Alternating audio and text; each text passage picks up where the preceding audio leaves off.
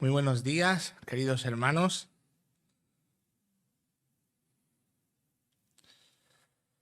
Pues es un privilegio nuevamente poder estar aquí con vosotros para poder compartir la palabra de Dios, ¿no? Y quería, como es habitual, pues pedir al Señor su ayuda, su guía, para que me ayude a compartir con vosotros y que prepare nuestros corazones. Pues Señor, te damos las gracias. Gracias por esa salvación. Nuevamente te damos, Señor, porque no merecíamos nada y tú nos lo diste todo, Señor. Yo te pido que en este día que recordamos, Señor, que tú resucitaste, pues que tu palabra, Señor, toque corazones. Que tu Espíritu Santo se esté moviendo, Señor, en tu iglesia para edificar, para confrontar, para traer arrepentimiento y sobre todas las cosas, para traer perdón, vida eterna, con los ojos puestos en Cristo.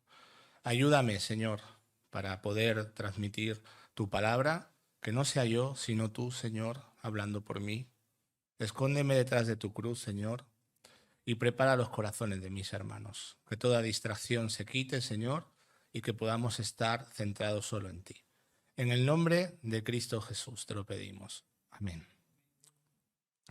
Bueno, hermanos, el sermón que traigo hoy para vosotros tiene por título Cristo es tu única esperanza. Está basado, si me queréis acompañar, ir buscando los versículos de Marcos capítulo 1, del 14 al 15. Marcos capítulo 1, del 14 al 15. Ahora daremos lectura. Antes quería dar un poquito de contexto sobre lo que vamos a leer para que tenga más sentido, ¿no? El texto que vamos a tratar es un llamado al Evangelio, ¿no?, del Señor Jesucristo y se enmarca en el inicio de lo que son las profecías mesiánicas de Isaías sobre el Mesías. Isaías profetizó 730 años antes aproximadamente de que el Señor vendría, de que el Señor visitaría a su pueblo para poner todas las cosas en orden, ¿sí? Y para arreglar el problema que había. ¿Cuál es el mayor problema? La rebelión de Satanás, del pecado y a la que el hombre se unió. Jesucristo primeramente fue bautizado, fue apartado al desierto, probado y salió victorioso de su prueba. Y una vez que pasa todo esto, es cuando inicia su ministerio tan importante. Pues vamos a dar lectura. El versículo 14 de Marcos dice: después de que Juan fue encarcelado, Jesús vino a Galilea predicando el evangelio del reino de Dios, diciendo: el tiempo se ha cumplido y el reino de Dios se ha acercado. Arrepentíos y creed en el evangelio. Amén. Pues vamos a entrar en materia. El Señor Jesucristo es el embajador del reino de los cielos, el enviado por el Padre para proclamar que desde este momento, desde que Él inicia su ministerio, ha llegado el fin de los tiempos permitidos por Dios para que este mundo siga en desorden, para que siga reinando el mal. Es el momento del fin. Ha llegado la hora, justo cuando Jesucristo proclama este evangelio, de que el hombre decida dónde se posiciona.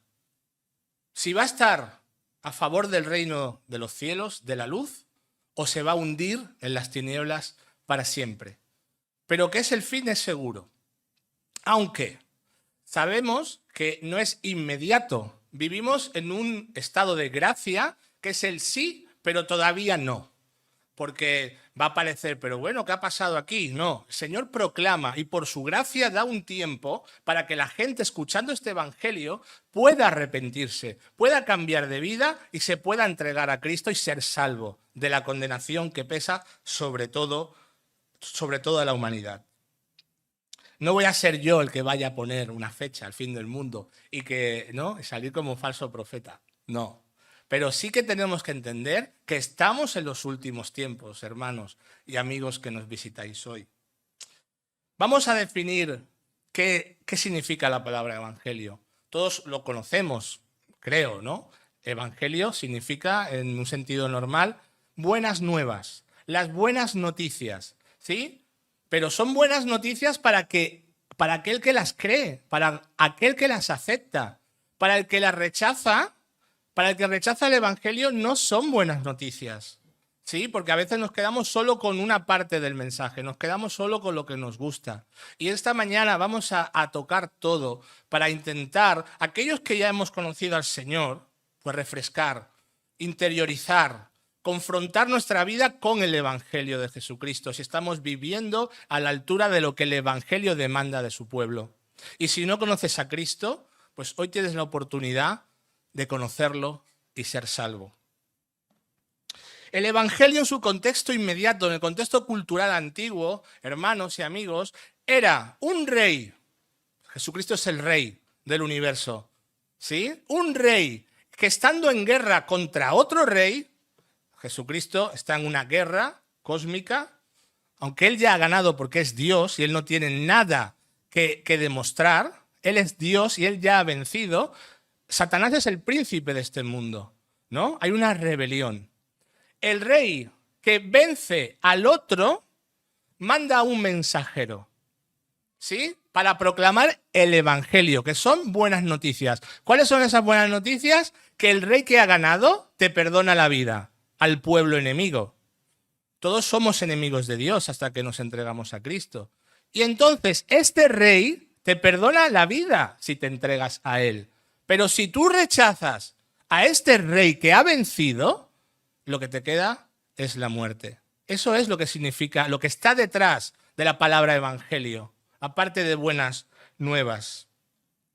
En la boca del Señor Jesucristo, el evangelio tiene un elemento de gozo, como hemos dicho, porque Él viene a restaurar, a cambiar, a traer perdón, a traer vida. Según mi opinión, este texto de Marcos 1, 14, 15 es uno de los textos más importantes, perdonad, voy a bajar un poquito esto, ahora. Es uno de los textos más importantes de toda la Biblia, porque es el cumplimiento de Dios a la promesa que dio a nuestros primeros padres, Adán y Eva, porque Dios es fiel y Él no iba a dejar desamparados a su creación, que somos nosotros la creación que Él más ama, en el desastre que nuestros primeros padres cometieron en el jardín del Edén al pecar.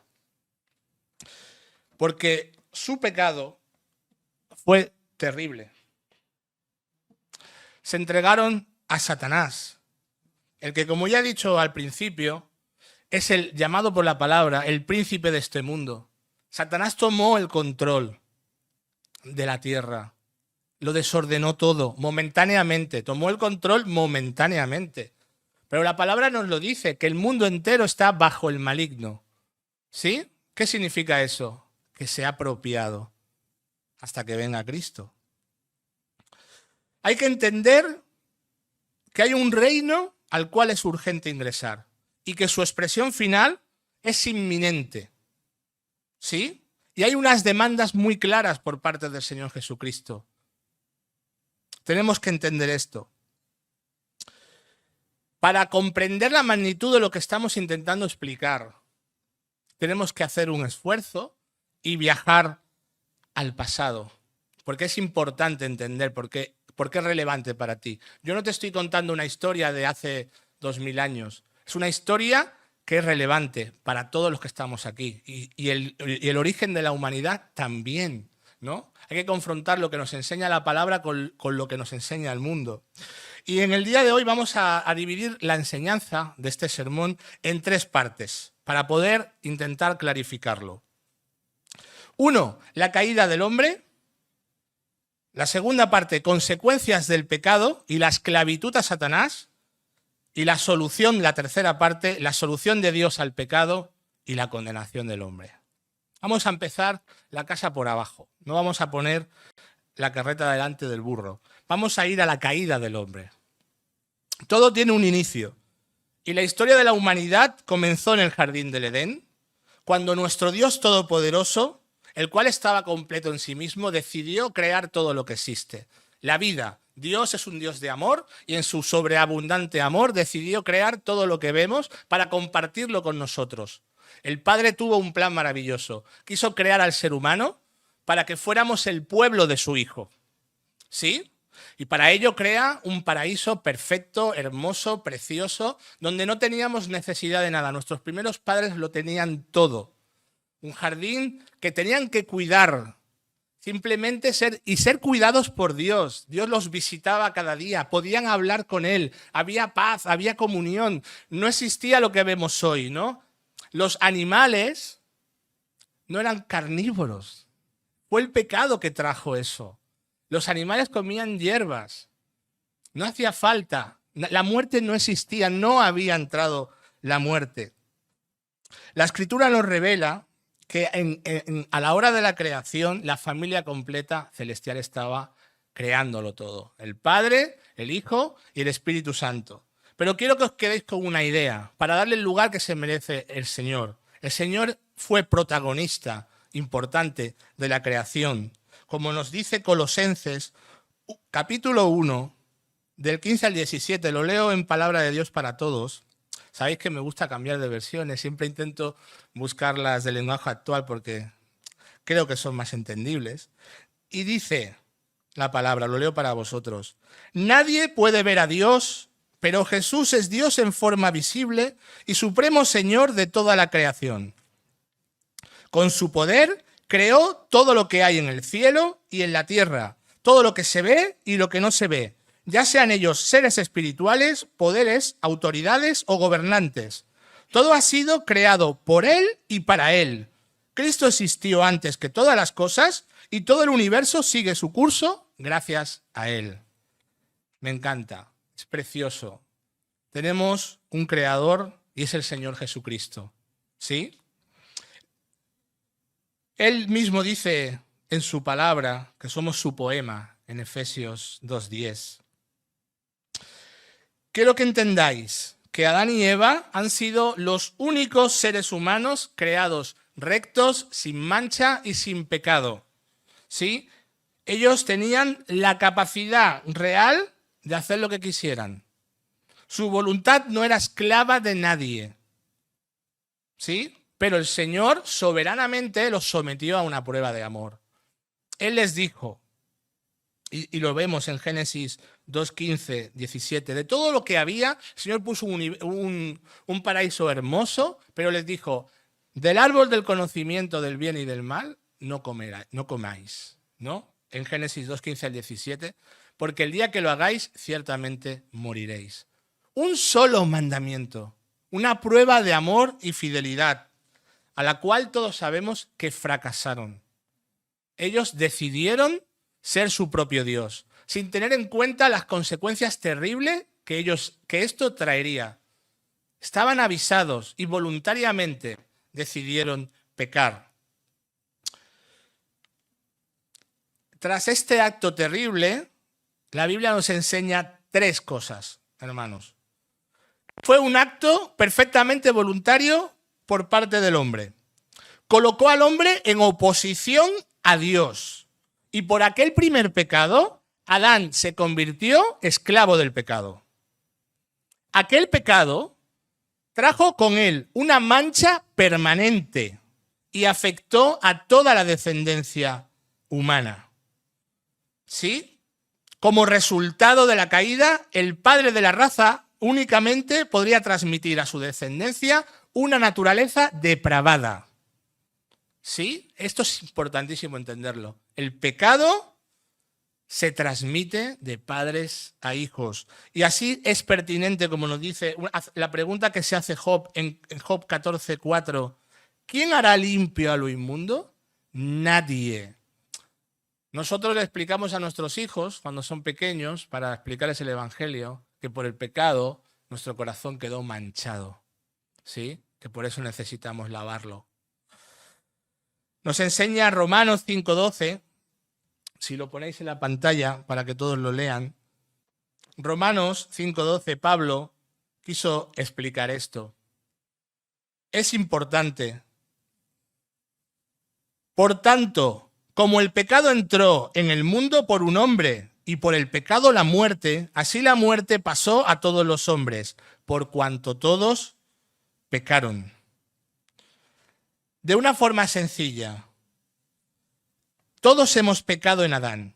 Y este pecado es de tal forma que nos convierte en merecedores del castigo y de la muerte, ya que el pecado y el juicio están ligados y pasa de padres a hijos.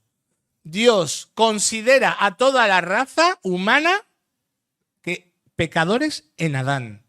Y vosotros diréis, no, yo si hubiese estado allí, yo lo hubiese hecho distinto. Es algo recurrente. Yo os digo que no. Nosotros no somos mejores que nuestros primeros padres. Nosotros ante esa prueba, Dios es omnisciente, Dios conoce todas las cosas. Si nos hubiese puesto a cada uno en ese lugar sin conocer nada, todos hubiéramos hecho lo mismo. ¿Sí? Adán es el representante federal de la raza humana y por eso su pecado es imputado a todas, a todos nosotros. Todos pecamos en Adán. Dice el Salmo 58:3, se apartaron los impíos desde la matriz, se descarriaron hablando mentira desde que nacieron. Como nos dice la palabra, todos somos impíos de nacimiento. Es lo que llamamos el pecado original, ¿sí? En nuestro ser, por culpa del pecado, todo se ha depravado. Nuestra mente, nuestra alma. No significa que seamos demonios, ¿vale? Eso no es así. Pero nuestra inclinación natural por este pecado con el que nacemos es hacia abajo. Es como si tuviéramos, quiero que os imaginéis que tenemos un ancla que nos tira para abajo. Y cuando tenemos delante lo que Dios demanda de nosotros, su ley, su voluntad, siempre nuestra tendencia natural es hacer lo contrario de lo que dice la palabra de Dios. Eso es la depravación del hombre. Ese es el pecado que nos arrastra y que nos condena, ¿no? Y los niños. ¿Por qué tenemos que enseñar a los niños a hacer lo bueno? ¿Por qué? Porque si lo dejamos solos, sin decirles nada, vosotros meteros en una guardería o en un colegio, en el patio, y dejar a los niños sin supervisión, con una cámara oculta, se acaban matando. Si sois padres y vais al parque, es que lo vemos, tenemos que estar, no le pegues, comparte, no, ¿por qué? Porque somos malos de nacimiento. Lo que pasa es que como son niños, pues no queremos ver esa maldad, ¿no? Pero cuando un niño coge a otro que por una pelota le pega un puñetazo, imaginaos que si ese niño tuviese pues 1,5 metros y estuviese así fuerte, pues le haría daño, ¿no? Pasa que son pequeñitos y pues decimos, no, los niños son malos. O cuando, eso todos los padres, tenemos al bebé bien limpito, comidito, en la cuna, está sano, perfectamente sano, y llora ¡buah!, como un bellaco. ¿Y qué le pasa? No, pero si ya le da de comer, si está limpio. Mira, para de llorar. Desde pequeños, el ego está ahí. Quiero tu atención, tú eres mi padre, cógeme en brazos. Da igual cómo estés. Los niños son así. Para definir el pecado, en la Biblia hay muchas palabras. Pero no vamos a entrar en tecnicismos, simplemente vamos a decir lo que significa. Pecado es errar el camino, es no dar en el blanco respecto a la voluntad de Dios, ¿sí? Para nuestras vidas. Como dice 1 de Juan 3:4, todo aquel que comete pecado infringe la ley, pues el pecado es infracción de la ley. El pecado, hermanos y amigos, es querer abrir una cerradura con una llave torcida. Tenemos delante el camino de Dios y la voluntad del diablo.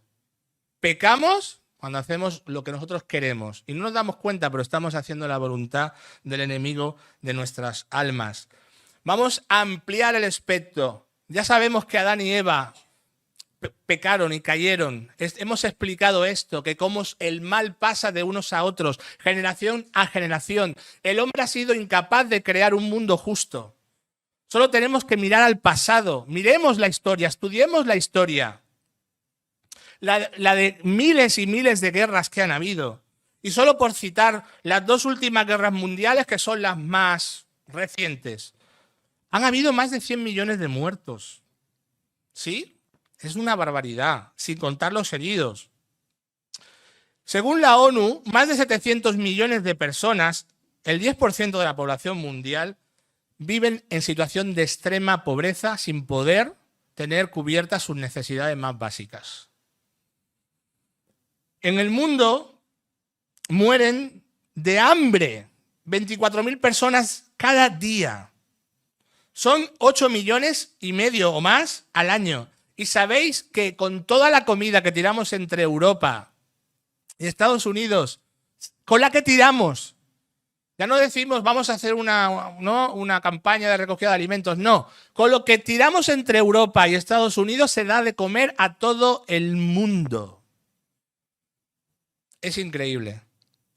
Y no ponemos solución a nada. El hombre se gasta millones en carreras armamentísticas, pero 0 euros o muy poco, no voy a decir, ¿no? Porque hay gente que sí que hace buenas obras en ese sentido, pero se gasta muy poco por parte de los gobiernos en solucionar los problemas de injusticia social. Y eso no va a cambiar.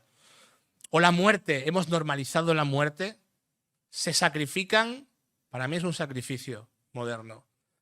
55,7 millones de bebés son abortados cada año. Un país más grande que España cada año desaparecería si fueran bebés. El aborto para Dios es un asesinato. Eso es lo que somos. Tenemos que mirarnos qué somos, ¿no? Porque hay mucha gente, la culpa es de la sociedad, de que el hombre sea malo. Pero ¿quién formamos la sociedad? ¿Nosotros? No es culpa de nadie. El mal que hay en el mundo es nuestro. Podríamos cambiar las cosas y no lo hacemos. Tenemos que ser honestos, reconocer que nuestro mayor problema es el pecado.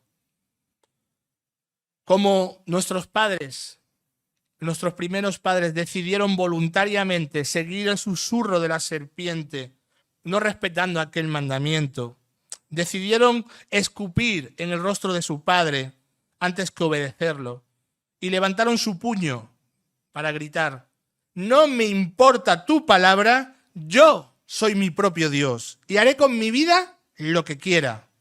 ¿Os suena? Eso somos nosotros. Cada vez que nosotros pecamos estamos haciendo esto. Señor, tú me dices que haga esto, yo voy a hacer lo otro. ¿Por qué? Porque quiero. Cada pecado estamos cogiendo a Dios, bajándolo de su trono y nos colocamos nosotros.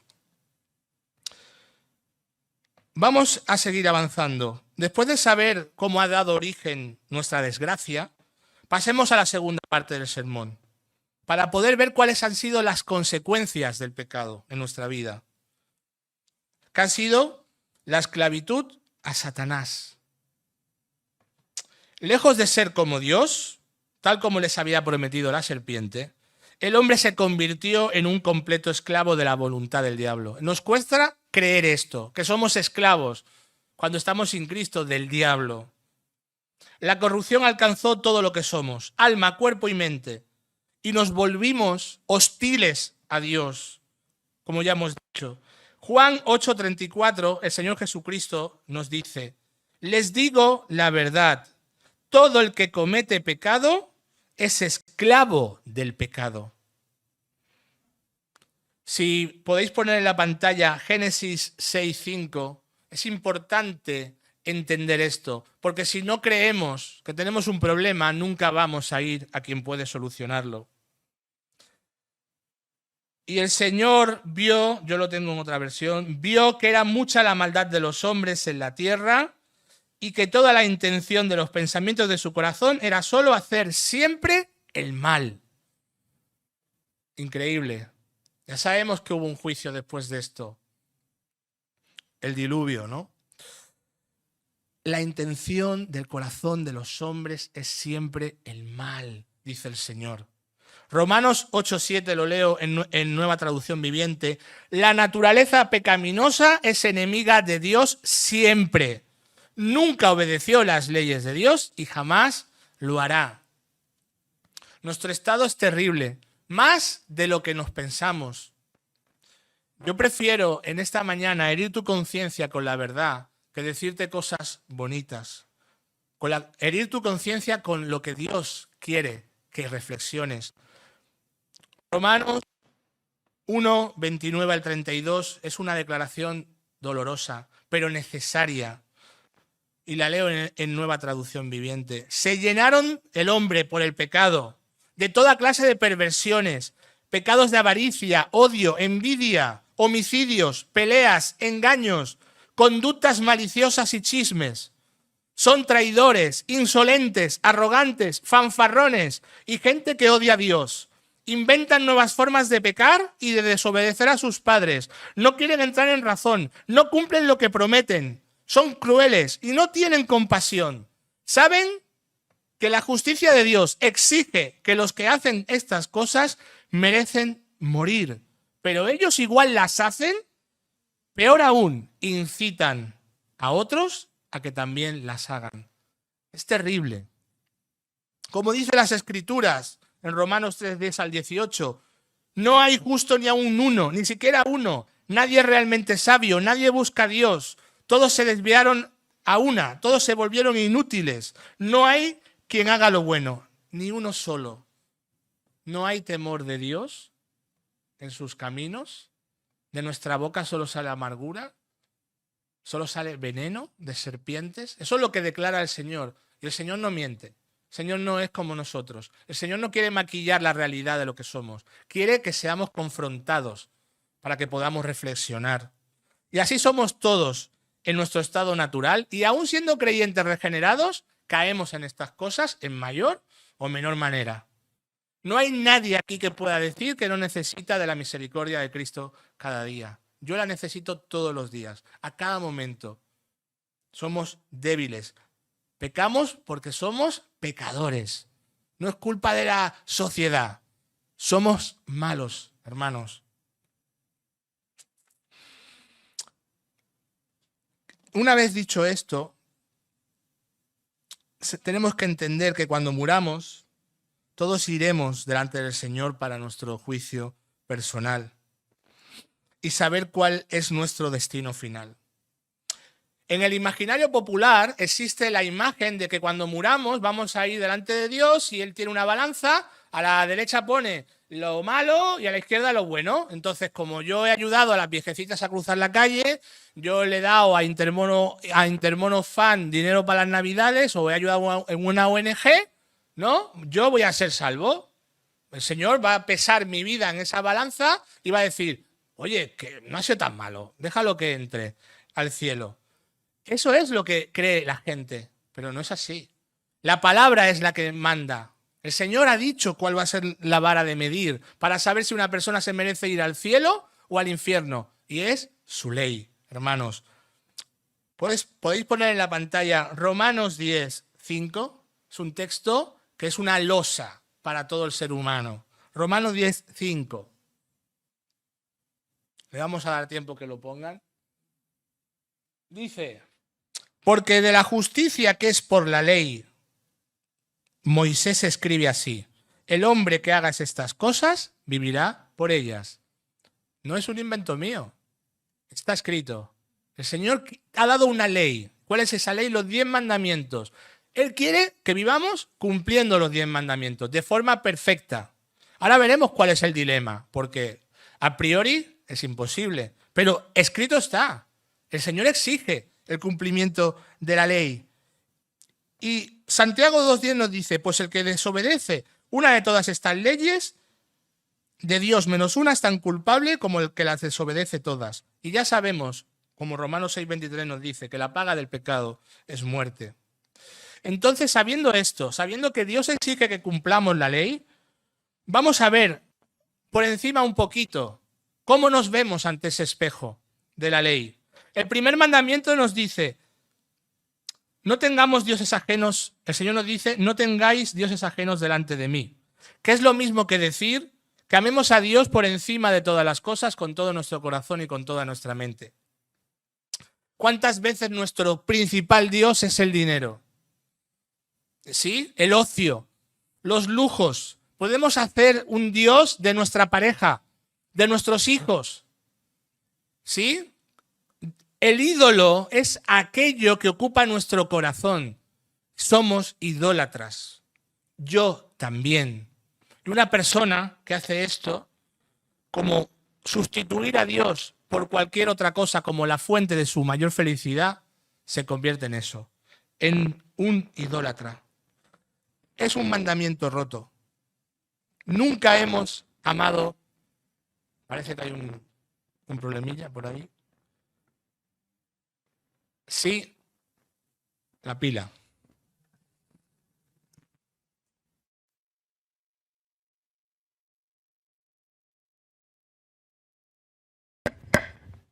Sí, vale. Pues ya está, arreglado. Nunca hemos amado, hermanos, a Dios con todo nuestro corazón, mucho menos con toda nuestra mente, y al prójimo como nosotros mismos, os aseguro que no. Primero somos nosotros, luego nosotros, y si sobra algo, nosotros. Es así. Vamos a ir a otro mandamiento. El sexto mandamiento nos dice, no matarás. Este sí, yo no he matado a nadie, este sí que lo cumplo. Eso es lo que podemos decir todos. Pero Mateo 5:22 nos revela, lo leo en Nueva Traducción Viviente. Yo digo aún, si te enojas con alguien, quedarás sujeto a juicio. Si llamas a alguien idiota, corres el peligro de que te lleven al tribunal. Y si maldices a alguien, corres el peligro de caer en los fuegos del infierno. Esto a mí me hace temblar. ¿Con qué facilidad todos perdemos los papeles? ¿Con qué facilidad nos dejamos llevar por la amargura? ¿Con qué facilidad tenemos una lista donde aquel no me ha saludado, este me ha hecho aquello, este me ha hecho lo otro? Y nuestro corazón está, nuestra mente dándole vueltas a estas cosas. ¿Sí? Podemos llegar, o sea, en un momento de rabia, vas con el coche, uno se te cruza, hijo de... Uf, terrible. Es que es terrible. Todos ante la presión, ante que nos hagan daño, nos cuesta mucho no responder con esa misma maldad. Somos asesinos ante Dios. Tú eres un asesino, yo también he sido un asesino y lo puedo ser cada vez que me dejo controlar por la ira. El noveno mandamiento nos dice, no mentirás. Qué fácil es mentir, hermanos. Y pensar que no es tan grave. Mentimos cuando nos llaman por teléfono. No, dile que no estoy. Cuando pica el vecino. Cuando ponemos excusas para no cumplir nuestros compromisos. Usamos las mentiras piadosas. ¿Cómo se llama alguien que miente? Un mentiroso. Tú has pecado, tú eres un mentiroso, yo también soy un mentiroso. Ahí damos 3 mandamientos. Y el cuarto, para no acabar aquí con una depresión, porque es deprimente, ¿verdad? Cuando nos vemos ante la ley y nos dice el 8º mandamiento, no robarás. Pues robamos, hermanos, de formas muy sutiles. Robamos cuando en la declaración de la renta, para pagarme los impuestos, eludimos declarar todos los ingresos. O hablamos con nuestro gestor para que nos lo apañe si somos autónomos. Él sabe cómo hacerlo. Robamos cuando le decimos al mecánico o al fontanero que la factura sin IVA. Házmelo, arréglamelo, que tú y yo sabemos cómo va esto. O cuando trabajamos en negro, pudiendo, quiero aclararlo, cuando trabajamos en negro, pudiendo trabajar con contrato, es una decisión, ¿no? Oye, yo te aseguro, porque hay gente que vive como puede. Yo no estoy juzgando a nadie en ese sentido. Estoy hablando de los casos que pudiendo tener un contrato, tú dices, no me hagas el contrato porque voy a cobrar el paro. Eso es robar, hermanos. O sea, y si lo saben los incrédulos, nosotros no. Nosotros somos cristianos y no sabemos que hacer eso es robar. Pues, ¿cómo se llama alguien que roba? Un ladrón. Todos hemos cogido algo que no nos pertenece en algún momento. Tú has sido un ladrón alguna vez en tu vida. Yo también. Pues dicho esto, Hermanos y amigo que nos visitas hoy, a la luz de esto, ¿crees que cometes un pecado al día? ¿O dos? ¿Puede ser? Yo creo que sí. ¿Hay alguien que crea que vive un día entero sin pecar? ¿A la luz de la palabra del Señor? Nadie puede decir eso. Vamos a hacer unas cuentas rápidas.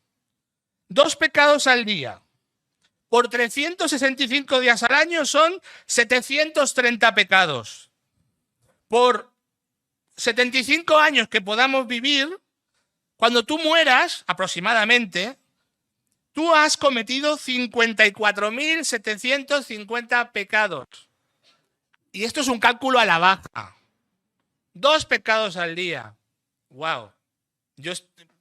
¿Qué tiene que hacer Dios con nosotros? Hagámonos esa pregunta. Estamos delante del Señor. ¿Tiene que perdonarnos el Señor?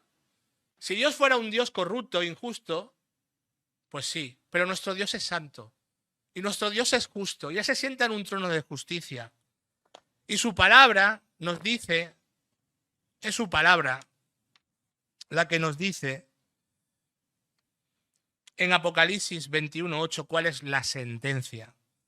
Y la leo en Nueva Traducción Viviente para nosotros, para vosotros. Dice la palabra de Dios en Apocalipsis 21:8, los cobardes, los incrédulos, los corruptos, los asesinos, los que cometen inmoralidades sexuales, los que practican la brujería, los que rinden culto a los ídolos y todos los mentirosos tendrán su destino en el lago de fuego que arde con azufre. Esta es la segunda muerte. Es importante no tomar en vano estos avisos. El infierno, el Señor Jesucristo, en su oficio como profeta, ha sido en toda la Biblia el que más ha hablado del infierno. Ha hablado del amor, del perdón y la misericordia, pero por partes iguales habló del infierno, porque hay un infierno del cual escapar. El infierno es un lugar de castigo donde irán los pecadores que rechazan la voluntad de Dios. Allí solo queda una ausencia total del favor de Dios, una interminable inquietud de vida como resultado del completo dominio del pecado.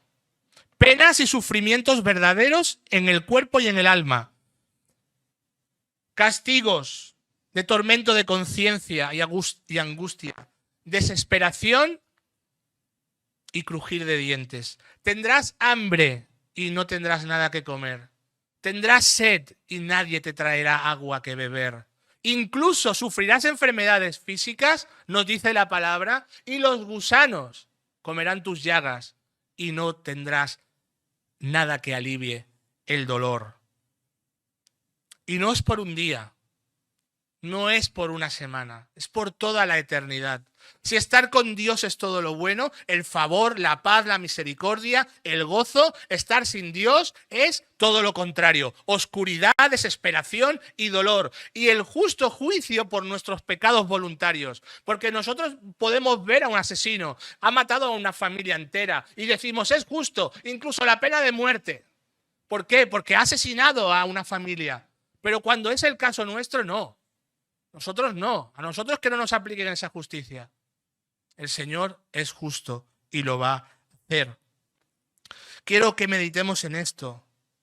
Mateo 13:41 dice el Señor, el Hijo del Hombre enviará a sus ángeles y ellos quitarán del reino todo lo que produzca pecado y a todos aquellos que hagan lo malo. Y los ángeles arrojarán al horno ardiente donde habrá llanto y rechinar de dientes. Y hay un texto que a mí cuando estaba preparando el sermón casi que me ponía a llorar. En Isaías 66:24, cuando ya estemos con el Señor, es terrible porque va a haber un recordatorio, ¿no? Se verá el día del juicio, se va a ver cómo son apartados aquellos que han rechazado a Cristo y su evangelio. Se va a ver porque estaremos allí. Lo vamos a ver como el Señor manda a la condenación a los que han rechazado a Jesús. Y dice la palabra en Isaías 66:24, y cuando salgan verán los cadáveres de los que se han rebelado contra mí. Los gusanos que los devoran nunca morirán, y el fuego que los quema nunca se apagará. todos los que pasen por allí se llenarán de un horror absoluto. Esto a mí me duele. Nadie puede estar contento con esto. Tenemos que tener pesar por las personas que rechazan el Evangelio. Y por eso la Iglesia está intentando activar cosas para que seamos conscientes de que nuestra familia necesita el Evangelio, nuestro vecino necesita el Evangelio, nuestra gente, la gente que está a nuestro alrededor necesita el Evangelio. Dice el Señor, de forma metafórica, si tu mano te es ocasión de pecar, que te la cortes, porque más te vale entrar sin una mano al cielo que ser arrojado al infierno. O un ojo, si tu ojo te es ocasión de pecar, arráncatelo. Es duro. Dice Apocalipsis 14:11, y el humo de su tormento sube por los siglos de los siglos. Pero me dirás, Carlos, cállate, ya, para. Estás siendo muy duro. ¿No decís los cristianos que tenéis un Dios de amor? ¿Qué pasó? Porque si estoy condenado, si he roto la ley, si cuando muera tengo una lista de miles de pecados, de decenas de miles de pecados, ¿qué esperanza me queda? ¿Qué puedo hacer para cambiar esto? Dios sí que es un Dios de amor. Y Él planeó, antes de la fundación del mundo, un plan. Enviar a su Hijo, al Señor Jesucristo. ¿Para qué? Para salvarnos. Porque para nosotros es imposible cumplir la ley, ya que nacemos con esa tendencia corrupta de hacer lo malo. Jesucristo es el Hijo de Dios. Él vino y Él es perfecto y sin mancha, sin pecado. Él sí que vivió esa vida perfecta que tú y yo no supimos vivir. Él cumplió la ley en todo momento. Siempre hizo lo bueno. Siempre puso al Padre por lo primero en su vida. Y al prójimo. Siempre ayudó a los demás. Nadie puede decir nada en contra de Jesús. Y Jesús se ofrece voluntariamente a morir en la cruz por nosotros. Él es llamado Él es llamado el Cordero de Dios, el que quita el pecado del mundo. ¿Por qué quita el pecado? Porque Él es perfecto. Y Él se ofrece a morir por ti y por mí. Él murió la muerte que tú y yo merecimos morir para que tú y yo vivamos la vida que no merecemos vivir. Se llama la justicia imputada. Cristo nos regala su justicia. Yo a mi hijo pequeño siempre le he enseñado, y alguna vez me lo habéis escuchado, para entrar al cielo necesitas el carné de justo. ¿Sí?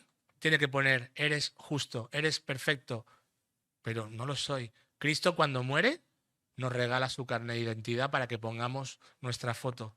Y así el Padre pueda aceptarnos ante su presencia. Cuando tú al escuchar este mensaje te rindes a Cristo en arrepentimiento y fe, hay esperanza para ti. Hoy hay esperanza para ti. Y aún si crees que eres cristiano, examina tu vida de cómo estás viviendo. ¿Estás viviendo a la luz de lo que estamos diciendo? Porque igual te bautizaste, igual llevas muchos años en la iglesia y crees que todo está hecho. Lo decía Gaby en la Santa Cena. ¿Pecaremos para que sobreabunde la gracia? Cuidado, porque el que practica el pecado es del diablo. Y una persona que practica el pecado y vive en ese rol se autodescalifica a sí mismo. Cuando tú crees en Cristo, cuando te rindes a Él, somos regenerados. Él nos dará un nuevo corazón. Nos da un nuevo corazón capaz de amar a Dios y de obedecer a Dios. Somos declarados justos ante Dios. Él, como ya hemos dicho, nos regala su justicia perfecta. Somos adoptados a la familia celestial de Dios, reconciliados con Dios. Podemos tener paz con Dios por medio de Jesucristo. Él es el abogado perfecto que necesitamos, porque nuestro juicio, hermanos, amigos, está perdido. Necesitamos a Jesucristo. Sin Él no tenemos nada que hacer ante el trono blanco, ante el gran trono blanco. Todo esto es posible Si tú clamas hoy en arrepentimiento y fe, Cristo no ha echado fuera nunca a nadie que le ha pedido perdón. Y el pecado no perdonado es el pecado no confesado. Dice Hechos 3:19, lo podéis poner en la pantalla, por favor. Hechos 3:19. Aunque yo lo leo en otra versión, queda ahí para vosotros. Hechos 3:19 al 20. Ahora pues, arrepiéntanse de sus pecados y vuelvan a Dios para que sus pecados sean borrados. Entonces de la presencia del Señor vendrán tiempos de refrigerio y Él les enviará nuevamente a Jesús, el Mesías designado para ustedes. Hay que arrepentirse. ¿Y qué es arrepentirse? Porque podemos tener conceptos vagos. Arrepentirse es ponerte de acuerdo con Dios. Es un cambio de mente. ¿Sí? Arrepentirse es bajar el puño del orgullo, de querer hacer tu voluntad y no la de Dios. Arrepentirse es dejar de cumplir los mandamientos del diablo que te dicen que vivir mintiendo, robando, hablando mal de los demás, abusando de tu cuerpo en fornicación o en cualquier vicio, deleitándote en la pornografía, en los vicios o corriendo detrás de los ídolos del dinero, que eso está bien. Arrepentirse es dejar todo eso atrás y mirar hacia adelante, mirar hacia la cruz, saber que yo no llego, que yo no soy perfecto, yo no puedo cumplir la ley, pero Cristo la cumplió por mí y yo voy a correr detrás de Él y voy a coger su mano y voy a luchar cada día contra mi pecado y lo voy a dejar atrás. Y hay promesa de que por su Espíritu Santo nosotros tenemos poder para vencer el pecado, para romper las cadenas de esclavitud, de esos vicios que nos tienen atados. ¿Sí? Hay poder en Cristo, nueva identidad. Por eso que ningún hijo de Dios puede bajar los brazos. La batalla ya está ganada. La guerra la ganó Jesús en la cruz. Yo no me gano mi salvación viniendo a la iglesia, haciendo el devocional, haciendo cosas religiosas. Eso no sirve de nada. Jesús ha ganado la salvación perfecta. Y es por sus obras, por sus méritos, que soy aceptado. Y si Él hizo eso, por agradecimiento, yo voy a dejar atrás lo que me separa de Dios. Yo voy a dejar atrás mi pecado. Voy a luchar con todas mis fuerzas. Y lo voy a conseguir progresivamente. Poco a poco iremos cambiando porque Él lo prometió. Primera de Juan 4:10, ya vamos terminando. En esto consiste el amor, no en que nosotros hayamos amado a Dios, sino que Él nos amó a nosotros y envió a su Hijo en propiciación por nuestros pecados. Voy terminando, pero quiero que penséis, si tú estás hoy aquí sin el Señor, no pienses que Jesús puede esperar. Si tú eres joven y no te has entregado a Cristo y estás dándole vueltas, no, es que soy joven, ya mañana, yo quiero disfrutar la vida, yo quiero salir, quiero ir a la discoteca, eso le decía yo a mi abuela antes. Pues gracias a Dios que el Señor me ha esperado y que ha tenido paciencia. Sabéis que la muerte puede sorprender en cualquier momento. Cada minuto mueren 104 personas. 600, 250 mueren a la hora aproximadamente. 150.000 mueren cada día. Y cada año se estima que casi 5 millones de personas mueren de muerte súbita. Joven que estás aquí, o amigo que no estás entregado a Cristo, ¿quién te dice que mañana vas a estar vivo? Ya sabéis todos mi caso. Yo estaba tan contento. Era verano, estaba en la piscina y de repente vino el COVID, una neumonía bilateral y yo estoy aquí de milagro. Para la gloria de Dios. Pero os aseguro que muerte aquí de golpe. Y por un momento lo perdía todo. Os aseguro que no tenemos nada asegurado. No des por hecho, si tú estás hoy aquí sin Cristo, que mañana tendrás tiempo de entregarte a Él. Como dice el Señor en Lucas 12, del 15 al 21, ¿no? Hay un hombre que era rico. ¿Eres rico? ¿Tienes dinero? ¿Tienes una buena posición social? Este hombre decía, yo voy a trabajar y trabajar, dinero, dinero, y voy a derribar las paredes de mis graneros y las voy a llenar. Y cuando sea rico, cuando ya tenga mucho, diré, alma mía, descansa, disfruta. Y el Señor le dice, necio, esta noche vienen a pedir tu alma, y lo que has provisto, ¿de quién será? Dice el Señor también, para terminar, ¿qué beneficio tienes si ganas el mundo entero, pero pierdes tu alma? Nada. ¿Quién podrá pagar por su alma?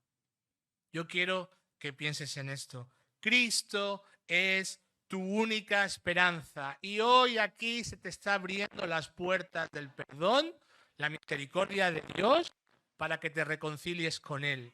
Y si eres su hijo, si ya la has conocido y ya te entregaste a Cristo, para que examines tu vida de nuevo, para que te des cuenta de cómo estés caminando, porque Cristo quiere restaurar tu relación.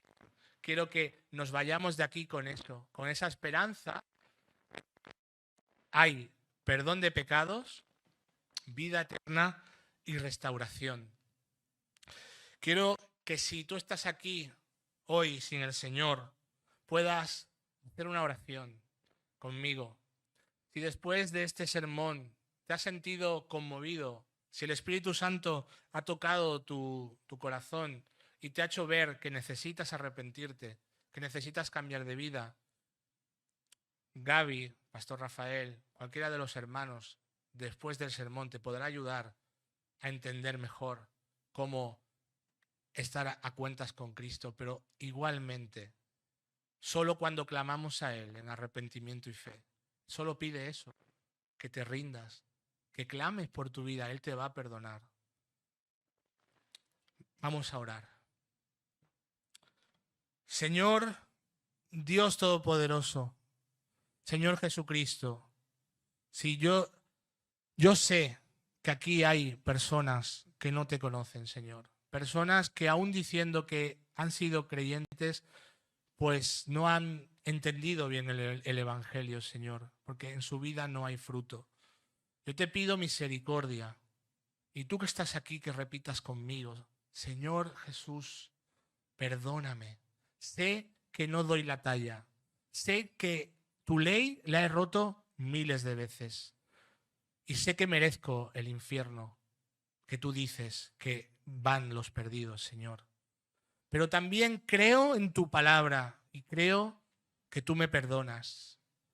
Perdóname, Señor. Ayúdame a seguirte y adóptame como uno de tus hijos. Que el Señor nos ayude a todos a vivir conforme a su palabra, a valorarte, Señor. Ayúdanos como iglesia. Pon peso en nuestro corazón por los que se pierden y que podamos llevar este mensaje de que en Cristo hay perdón de pecados y restauración para todo aquel que se arrepienta y crea. En el nombre del Señor Jesús te lo pedimos. Amén.